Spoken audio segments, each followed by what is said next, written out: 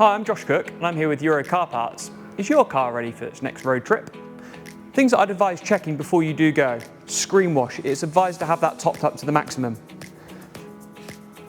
Oil level, making sure that your oil level is on maximum is very much an important part of it, as well as making sure that you have maximum on coolant and your brake fluid.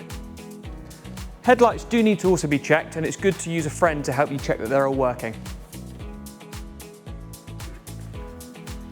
With wheels and tyres, making sure that you have at least 1.6 millimeters across the entire tread is really important. Other easy checks, tyre pressure, making sure they are as per your manufacturer's specifications, as well as making sure that there's a visual check of no cuts or bulges in the sidewall.